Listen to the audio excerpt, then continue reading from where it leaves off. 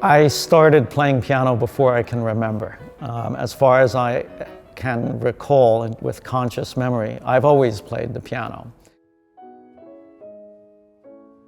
I grew up in a household where my father was an amateur cellist, and my mother used to try to play the piano. She took piano lessons, but she quit when I got better than she was. As part of their effort to try to get me to sleep, my parents would put on recordings when it was bedtime. It had the opposite effect. I'd stay up because I was interested in hearing the recording to the end. So rather than making me sleep, it was not a lullaby.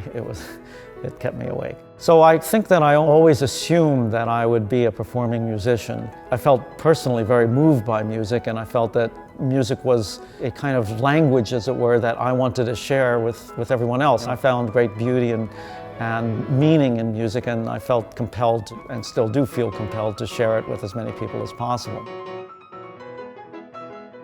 You know, there are certain great halls that everyone aspires to play in. Carnegie Hall, I've played in Carnegie Hall a number of times, and each one has been special and different and very memorable. My role here at the University of Plymouth is Director of Music for the Arts Institute. What that means is that I have built and am coordinating a new concert series, Musica Viva, that brings in great performers, international in stature. Occasionally I collaborate with them, which is great fun, and we perform concerts together. We also do pre-concert talks and informal presentations that involve students and the broader Plymouth community. I started Musica Viva because I wanted to do something that is unique to our campus and to the city of Plymouth. Why we play the instruments we do, why we play the music we do, why we share it in the ways that we do, and why the audience responds to what we're bringing to them. The idea is to offer a complete picture of music from the start of its creation to the completion of its performance. I often ask myself if I have favorite pieces to perform, and the true answer is whatever I'm playing at the moment is my favorite piece. It's got to be, because if I didn't really love that piece, I wouldn't play it.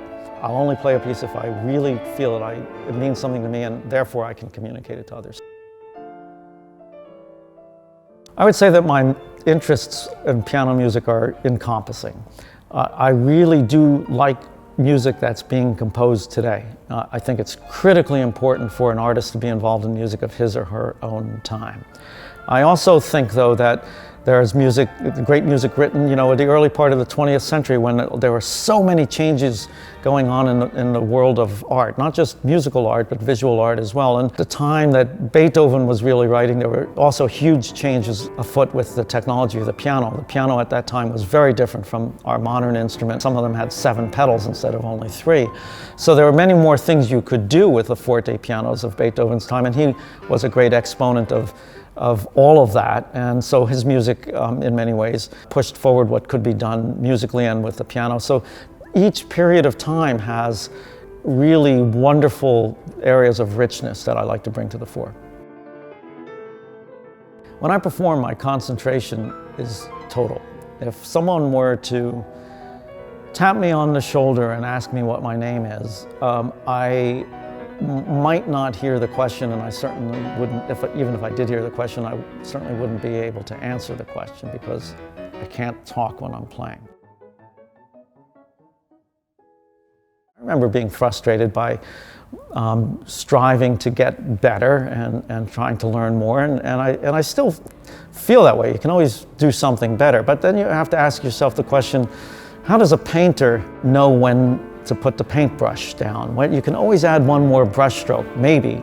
In a certain way, you can always practice a little bit more. But you know, at a certain point, you have to say, okay, you know, I feel deeply about this piece. I feel I'm ready. I've rehearsed. I've played it through for friends, and I'm ready now to play it, to share it with, you know, the world. And even though the 8th performance might be better than the first performance, there's got to be a first performance somewhere. And so you just set foot across the platform and do it.